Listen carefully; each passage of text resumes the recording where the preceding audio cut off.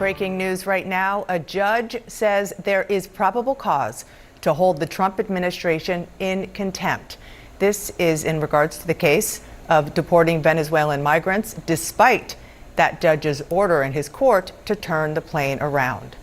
CNN chief legal correspondent Paula Reed joins me now. Paula, what exactly is the judge saying? Look, Dana, this is huge. We've been waiting for this opinion. Now, the judge here is still deciding punishment and the next steps. He is giving the Justice Department a chance to weigh in here. But this case, this question has, as you know, become a political flashpoint. President Trump has repeatedly attacked this judge, James Boasberg, even calling for him to be impeached. Now, much of this started last month on March 15th. The president had invoked the Aliens Enemies Act to facilitate deportations of Venezuelan migrants. The government alleges. Okay, so a federal judge just dropped a serious bombshell on Trump's team in court. And this is absolutely massive news that everyone needs to understand right now. An appeals court has cleared the way for a revived criminal contempt probe, and now Judge James Boasberg is fast-tracking an investigation into whether Trump officials willfully defied his deportation order. The appeals court used some of the strongest language we have seen from any court against this administration during the entire second term. They called the underlying conduct by Trump officials shocking. That is not my word. That is the word the appeals court used in their official ruling when describing what happened. Shocking. This is wild, and it is escalating in ways that could have serious consequences for some of the most powerful people in this administration, including cabinet secretaries and senior Justice Department lawyers. Let me break down what is happening, because this story has taken a dramatic turn that puts Trump's inner circle in serious legal jeopardy they cannot easily escape. The D.C. Court of Appeals just refused to stop the contempt case against Trump's administration despite their efforts to shut it down. They denied a request for what lawyers call en banc review, which means the full appeals court looking at the case together. That leaves intact a ruling that gives Judge Boasberg the green light to dig into exactly who ignored his order to turn back 2 deportation flights carrying Venezuelan migrants to El Salvador. The appeals court said Boasberg's actions were a measured and essential response to what he reasonably perceived as shocking executive branch conduct. They stressed that judicial orders are not suggestions, even for the president's team. Can you believe this? We have an appeals court officially saying that Trump officials engaged in shocking conduct, and that court orders are not optional just because you work for the President of the United States. That is an extraordinary statement from a federal appeals court, and it tells you exactly how serious this situation has become for everyone involved. These are not just legal technicalities or procedural arguments that only lawyers care about. This is the federal judiciary pushing back hard against what they see as open defiance of their authority by the executive branch. But before we go any further, real quick, let's be honest, you can't really trust mainstream media anymore. That's why we built Pump Politics, to bring you real stories, real context, and no corporate spin. If you want to stay ahead of the headlines, join our free newsletter. We'll send the news straight to your inbox every day. Just click the link in the description to join. And if you just want to support what we're doing, join us. Be part of the community that actually cares about the truth. All right, let's get back to the video. The court ultimately determines that the government's actions on that day demonstrate a willful disregard for its order, sufficient for the court to conclude that probable cause exists to find the government in criminal contempt. The court does not reach such a conclusion lightly or hastily. Indeed, it has given defendants ample opportunity to rectify or explain their actions. None of their responses has been satisfactory. The Constitution does not tolerate willful disobedience of judicial orders, especially by officials of a coordinate branch who have sworn an oath to uphold it. Now, there is little chance that the Justice Department is going to deviate from its belief that, again, district court judges cannot dictate what they do once they are in either international skies or on the ground, which is what happened here. These planes landed in Honduras. But this is notable because here you have a federal judge holding the administration in contempt, as for several months, Dana, we've been talking about concerns about whether the administration would at any point intentionally defy a court order.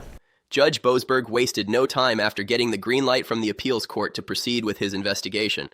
At a hearing on November 19th, he announced he would immediately resume his inquiry into why 2 planes carrying 137 Venezuelan migrants to a Salvadoran mega prison kept flying after his March 15th oral order to turn them around. He said he intends to determine who was responsible for the decision to let the flights land despite his explicit order to the contrary, and he is investigating whether their actions rose to the level of criminal contempt of court.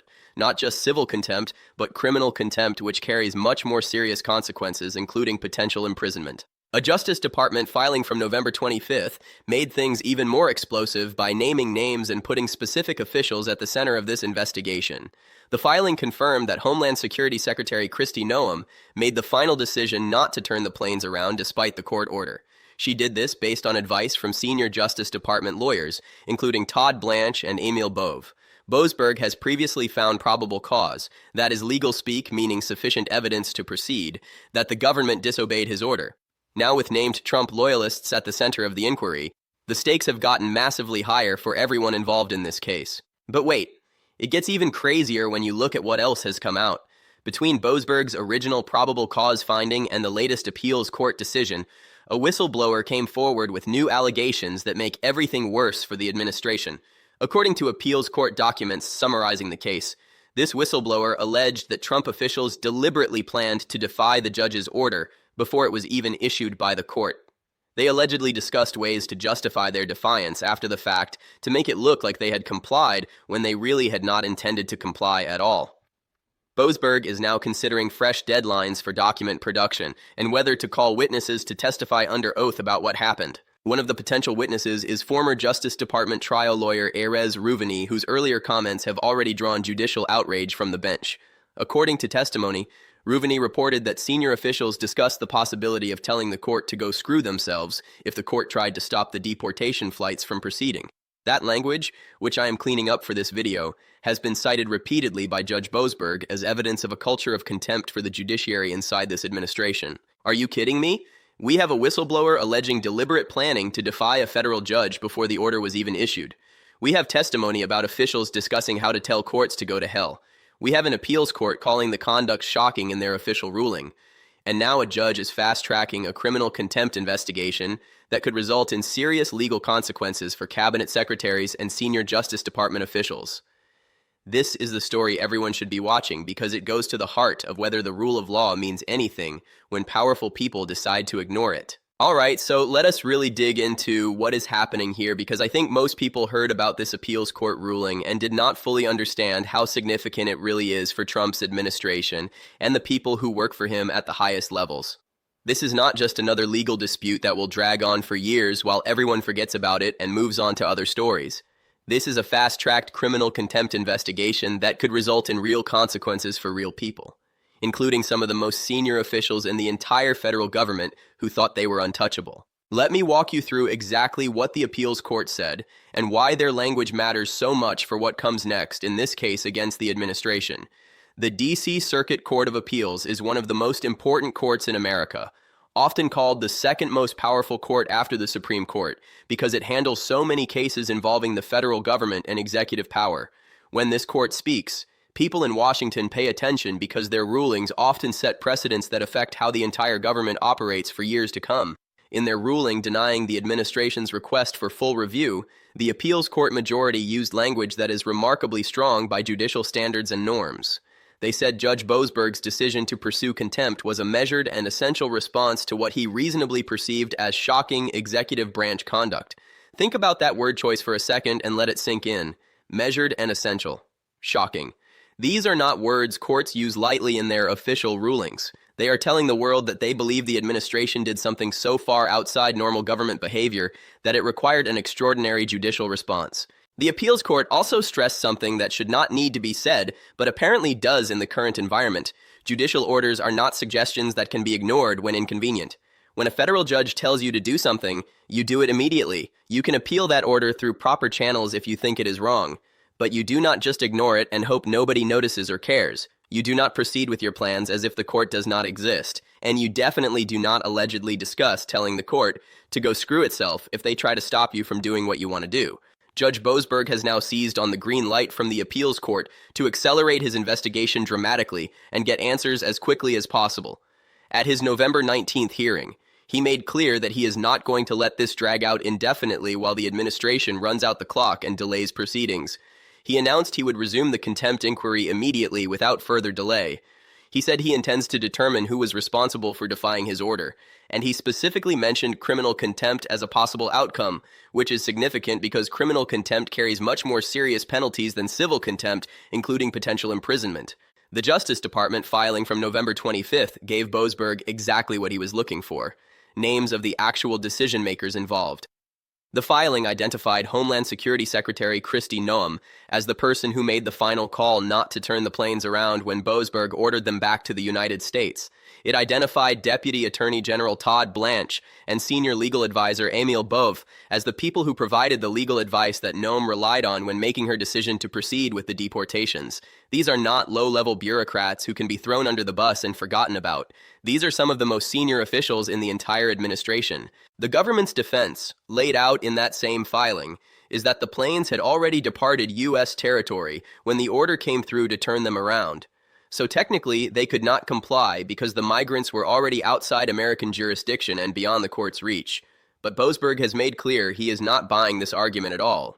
He thinks there is evidence the administration knew the order was coming and deliberately timed the flights to create a situation where they could claim it was too late to turn around, even though it really was not too late at all. The whistleblower allegations make the government's position even harder to defend in court. According to the appeals court summary, this whistleblower alleged that Trump officials deliberately planned to defy the judge's order before it was even issued by the court.